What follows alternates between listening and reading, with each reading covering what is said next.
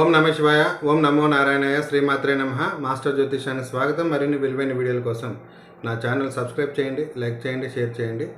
ఈరోజు చెప్పబోయే అంశం రవి గ్రహం అనుకూలత. వ్యక్తిగత జాతకంలో పుట్టిన సమయాన్ని అనుసరించి సూర్యగ్రహం లేదా రవిగ్రహం బాగోలేని వారికి సూర్యుడి వల్ల ఇబ్బందులు వచ్చే అవకాశం ఉంటుంది.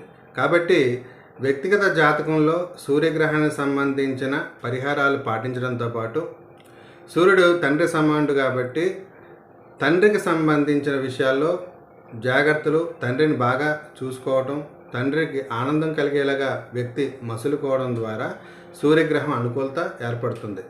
అయితే తండ్రి లేని వారు తండ్రి పేరు పైన దాన ధర్మాలు చేయడం ద్వారా కూడా రవిగ్రహం యొక్క అనుకూలత పెరుగుతుంది. కాబట్టి కేవలం పరిహారాలు పాటిస్తేనే ఫలితాలు రావు, ప్రవర్తన ద్వారా కూడా మంచి ఫలితాలు వచ్చే దానికి సూర్యుడికి సంబంధించి తండ్రి విషయంలో జాగ్రత్తలు పాటించాలి. శుభం.